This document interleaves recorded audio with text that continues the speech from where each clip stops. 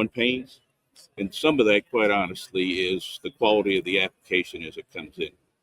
And so if you can pick up anything, when you submit your application, make sure you're ready to submit a complete application, because then it'll flow. Some of the hiccups come in when the application isn't quite what it ought to be, and there's a back and forth, and please submit this and please submit that. I would also encourage people to work with the Apex Accelerators when they're beginning to put their package together. There's people out there to help. You don't have to pay for them. Don't get suckered into someone convincing you, if you pay me a couple $1,000, I'll get you through. You don't have to do that. So the process is set. It is running. This is Mike's opinion. It's getting better every day. I will tell you that the Vet Cert program has the highest of priorities in the SBA, starting with the application and approval of the application and throughout. And so submit a good package, submit a complete package, establish communication with the people that you send the package to, and it's going to only get better. That's good. Yeah, I've heard a lot about the help desk being very helpful. Luci, can you add anything to that? Yeah, I can. Specific examples here. We've had a couple of people call our office who have used a third party that cost them some kind of money, and they made a few errors. And correcting the errors seems to be where there's a bit of a struggle right now. So make sure on the front end, absolutely, that you understand what's required and the documents required, as Mike said, but also use those resources. Use the Apex or the Small Business Development Center specialist, and you think you don't need them because it's straightforward. You just need this form or that form. But what happens is if you click the wrong box, it's just kind of like SAM, as everyone's a bit familiar with, that it can be a little bit difficult to correct an error if an error is made. So on the onset, that's where we really want to encourage the onset of getting your package correct. And then should you need assistance, first go ahead and use their chat feature. Go ahead and call the certification center or email certifications@sba.gov. They have been responsive for help, particularly in the service disabled veteran arena. So make sure you do all those things. You ask for help from the free resources, you communicate, and should you get an email from SBA asking for additional documentation or additional information, be sure to respond timely, because there have been a decrease in staff. The vet certification staff was number one, very, very good and very responsive. They have lost some staff, like all of the government, and particularly all the SBA. And so patience is good, but if you don't respond immediately, it could be that you'll go to the bottom of that workload, and you don't want that to happen. So be responsive and be complete. And that's what I would say is the best advice we can give from this local level. But it's looking good. The timelines are going down. The staff is getting more and more educated, and the certifications and the recertifications are starting soon. And we have been seeing people certified without any problems. That's terrific. And I can concur too. Our team has used the FSD support desk several times, and it's been very helpful, both at the VA level and the SBA level. And the certifications have gone, in our case, they've gone almost seamless, like you said in the beginning. What have you noticed any trends? Have you seen any increase, uptick, or decrease in the number of both applications and recertification applications? You know, we're not in that program office of the SBA, and so there is a steady flow of service disabled veteran-owned business applications. If I was going to say what certification program is on the uptick, I would say that one is. Okay.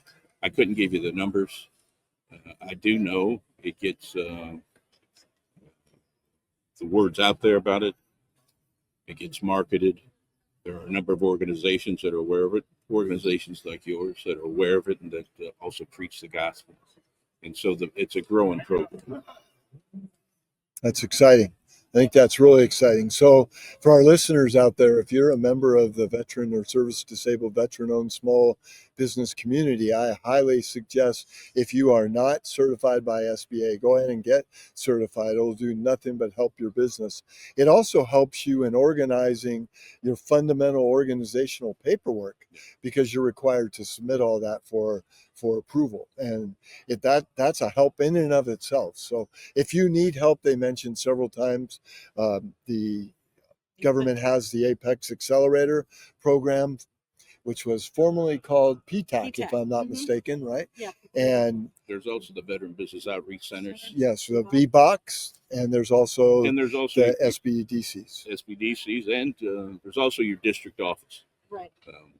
I'd like to tell you at the district office level, we can command and direct everything, but that's not so. But we can weigh in, we can seek information, we can provide assistance.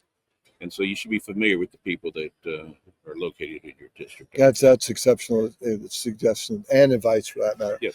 And so I would also suggest that you would make a point to get to know your local SBA people. Bill, another good idea too Yes. is you're entering getting that certification with your small business, and if you're kind of in the startup arena, or you're just deciding to scale that business, also connecting with the SBDC, the VBOC, and the Apex gets you in the network of your local community to attend small business events, to attend veteran-owned business, like to support other veteran-owned businesses. So you need to be in that area for networking.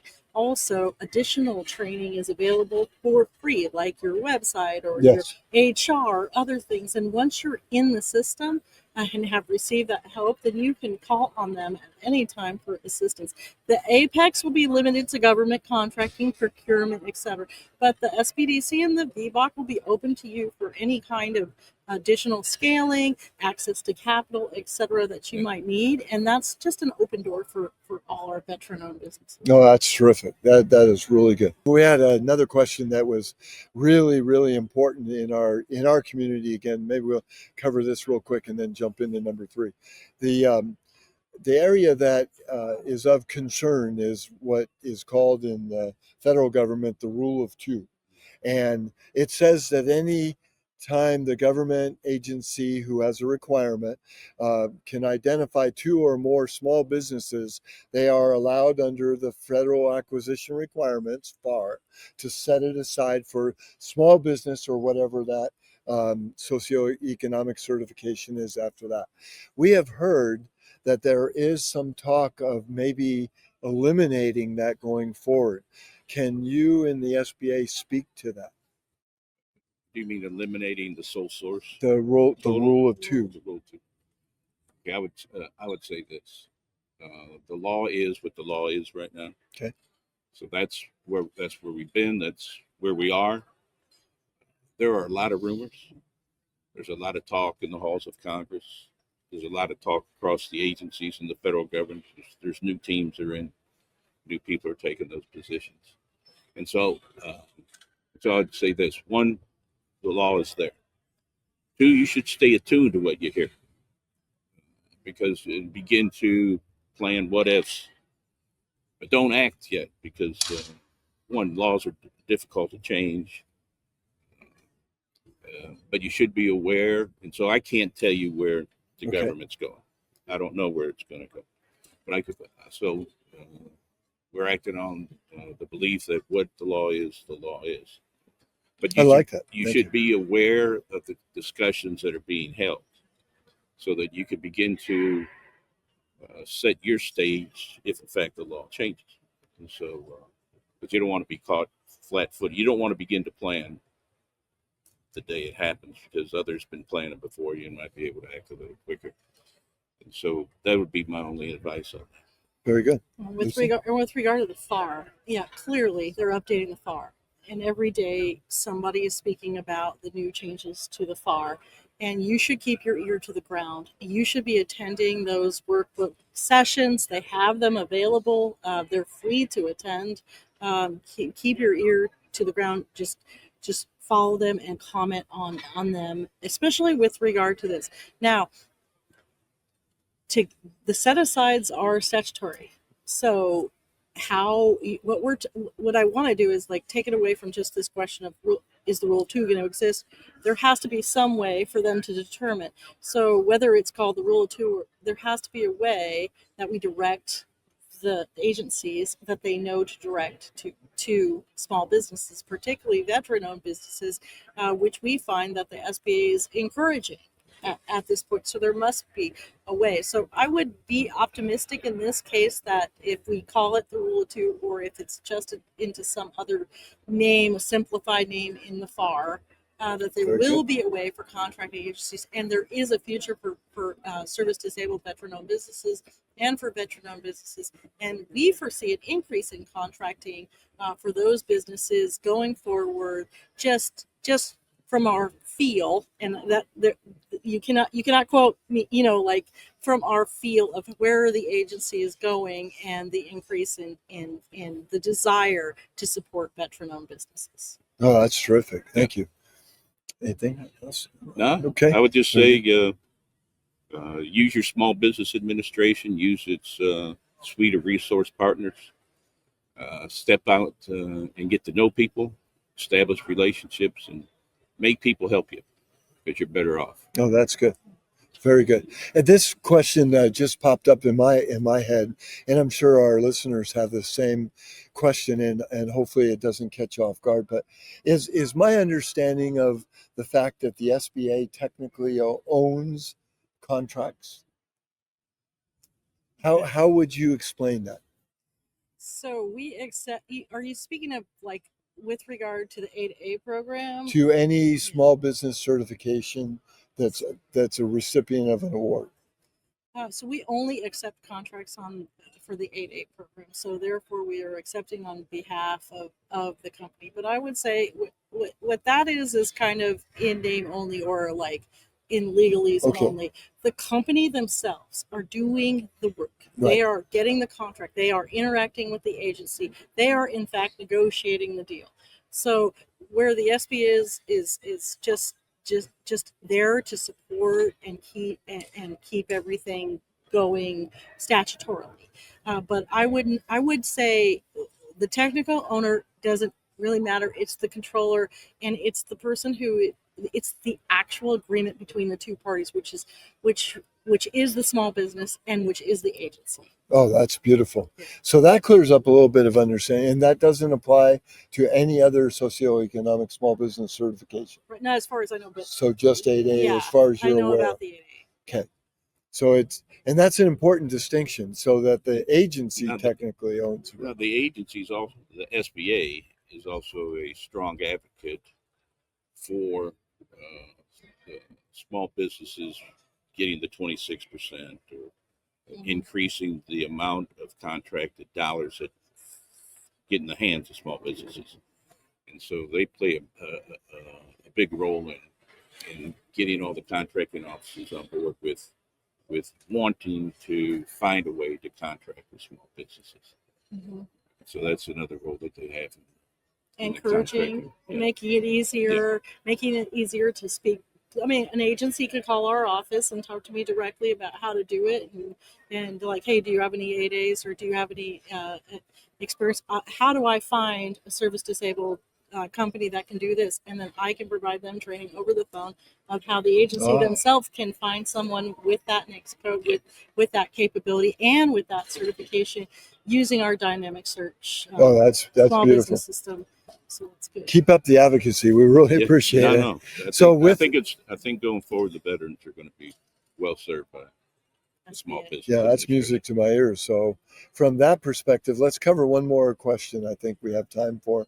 And that was the question about small businesses teaming together, small businesses joint venturing together, small businesses perhaps getting involved in a mentor-protégé program.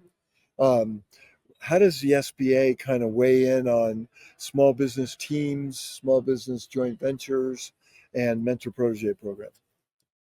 Okay, we love it.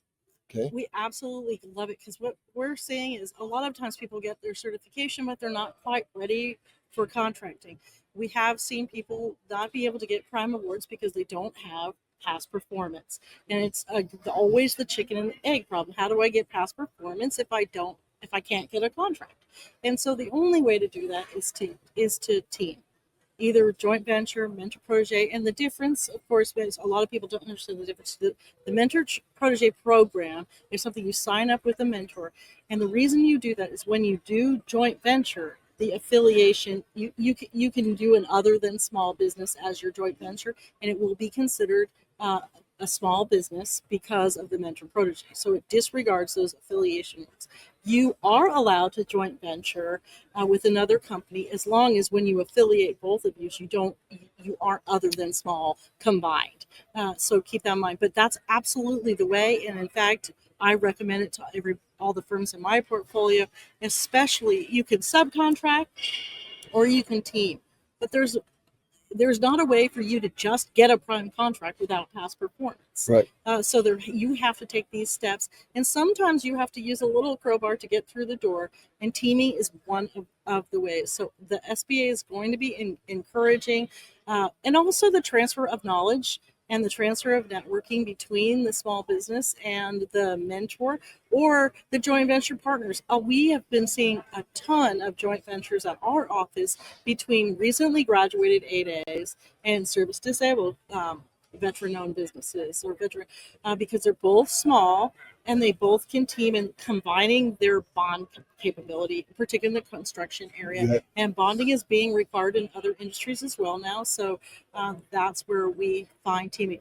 Where we are seeing an issue, I mean, this is not the subject of your government contracting, but it is a really important issue in our office, is in capital access. We are seeing a number of companies, even successful contracting companies, have a very difficult time with financing because they have taken a predatory loan. And these are so easy to get in this time of the internet and the time of them just everybody knowing your finances, since you take credit cards or you're using an online account, is you immediately get an email and saying that, hey, you can finance your contracting.